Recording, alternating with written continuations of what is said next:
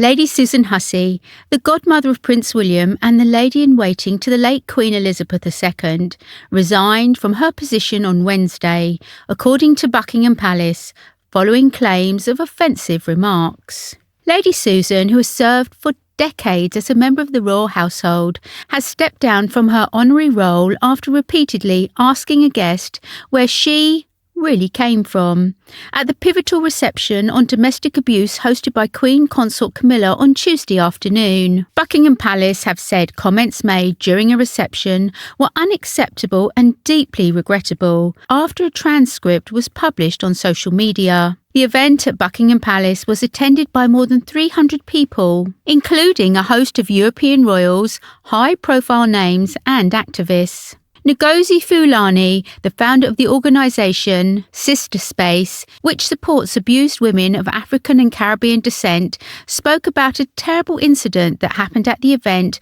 that King Charles's wife was supporting early this morning. She opened up about it on This Morning. Miss Fulani tweeted, "Mixed feelings about yesterday's visit to Buckingham Palace.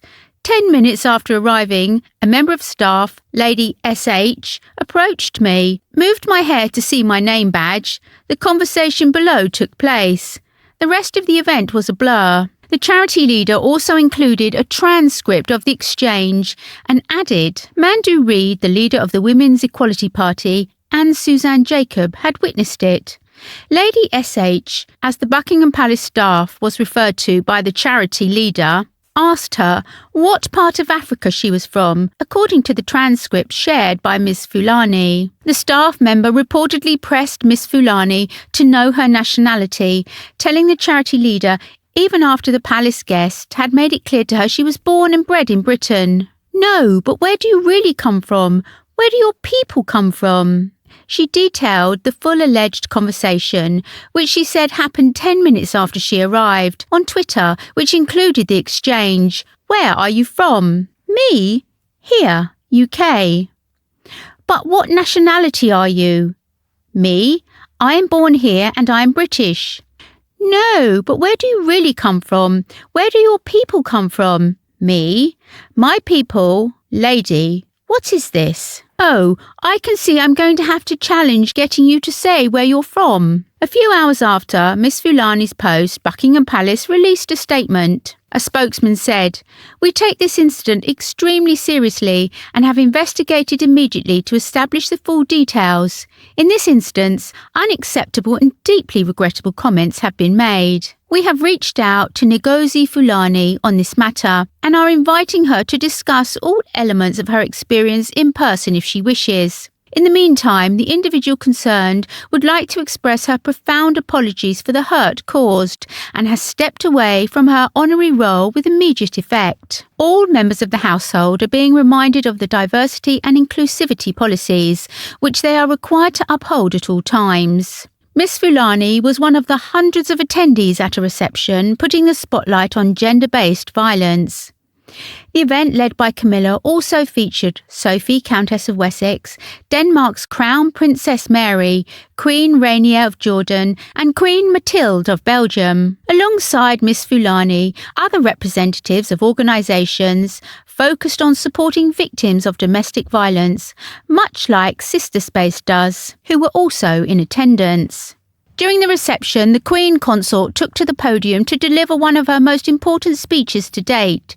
She said, "We are uniting today to confront, rightly, what has rightly been called a global pandemic of violence against women. Faced with such challenges, it can be hard to know what practical steps we can take to even begin to make a difference. Over the years, in my previous role, I had the privilege of meeting many survivors of rape and domestic abuse, and of sharing in the sorrow of people who have lost family members to violence. And again, I have heard that two of the most powerful ways in which to help were to remember and to listen." Hussey was always referred to as the head girl, as the most senior and trusted of 7 ladies in waiting who dedicated decades of their lives in service to Queen Elizabeth II. She was one of only 3 still kept on by King Charles at the palace after Queen Elizabeth II's death. It is not the first time Lady Susan has made comments, having allegedly warned that Prince Harry and Meghan Markle's marriage would all end in tears.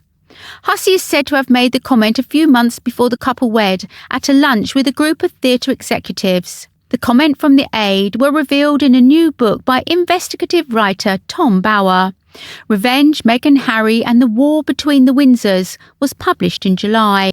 The 83-year-old is said to have been a member of the team asked to help the American-born actress adjust to life within the royal family. The book claims that Hussey is said to have visited Meghan at Nottingham Cottage, the property in the grounds of Kensington Palace, where she lived with Harry, to offer advice and help.